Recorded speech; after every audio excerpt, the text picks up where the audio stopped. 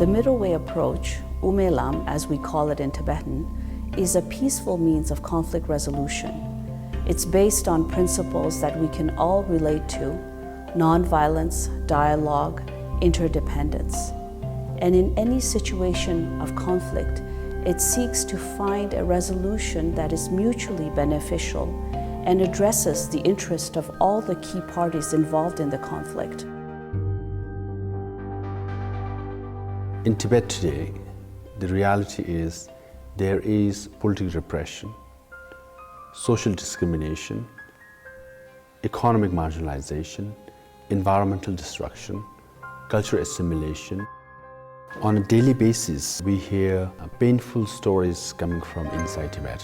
And it concerns every Tibetan and also raises the question, how can we alleviate the sufferings of Tibetans as soon as possible? How to replace political repression with basic freedom, economic marginalization with economic opportunities, environmental destruction with environmentally sustainable policies, social discrimination with social equality, cultural assimilation with cultural preservation. We have to solve the issue of Tibet through dialogue. The Middle Way approach was conceived by His Holiness the Dalai Lama following the People's Republic of China's occupation of Tibet in 1959. His Holiness was forced to flee to India, and 80,000 Tibetans followed him across the Himalayas. In the early years of exile, the Tibetan leadership sought to restore Tibet's independence. However, the international context of the time and the deteriorating situation inside Tibet called for a more pragmatic and realistic solution, the Middle Way approach. In 1997, through a resolution in the Tibetan Parliament in exile, the Middle Way approach was unanimously adopted as the official position of the Central Tibetan Administration based in India, which is the democratically elected representative body of the Tibetan people. At that time, Deng Xiaoping stated the question of independence we cannot discuss, we cannot negotiate on that point. Beside that, everything open, we can discuss. The Middle Way approach has enabled us to establish direct contact between the Tibetan leadership and the Chinese government. Since 1979, because of our adopting the Middle Way approach, we've been able to send several delegations to Tibet.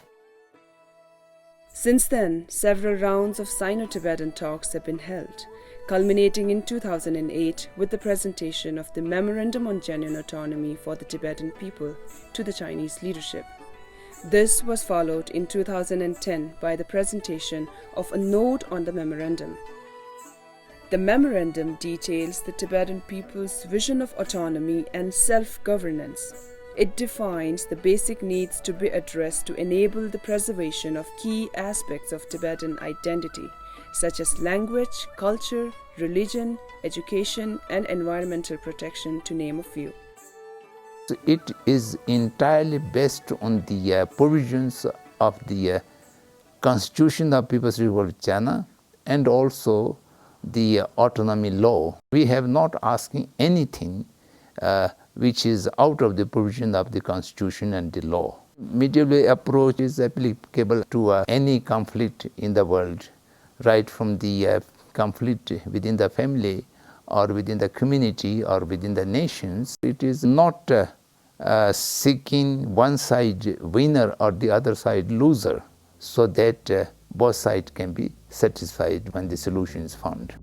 Different countries around the world have demonstrated that the autonomy sought by Tibetans is possible. For example, Nunavut in Canada, Greenland and the Faroe Islands in Denmark, South Tyrol, Trentino in Italy, and Aceh in Indonesia. It has also enabled us to maintain a Tibetan presence in several countries, and key amongst these countries is India, where we find the largest number of Tibetans in exile and also where the Central Tibetan Administration is based. Because the Middle Way approach is grounded in the reality that we find in Tibet today, world leaders such as President Obama and Archbishop Tutu can openly support our efforts. A growing number of Chinese individuals, including Nobel Peace Laureate Liu Xiaobo, are increasingly aware and support the middle way approach. This is very important because ultimately, no matter how much international support we have, finding a lasting, peaceful, and acceptable solution to the situation inside Tibet will come down to the Tibetan and Chinese people. For most of history, Tibetan and Chinese people have coexisted peacefully, so we do have a precedent in that regard.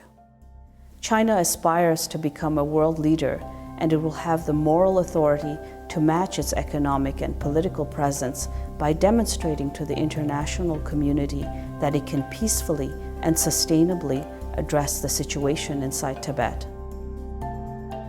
We are willing to not seek separation from China, because to have genuine autonomy for Tibetans is to restore basic freedom of the Tibetan people. When the Tibet issue is resolved, it will fulfill the aspirations of Tibetans in Tibet. It will fulfill the legacy of the elder generation and dreams of all those people who have left us. That will be the day when Tibetans will have their identity and dignity restored. That will be one of the best stories of the 21st century.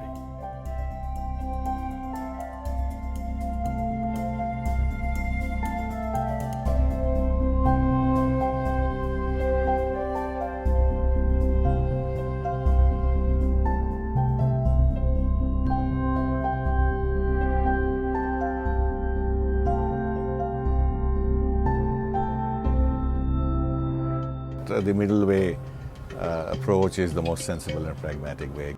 I support the middle way approach. I support the middle way approach.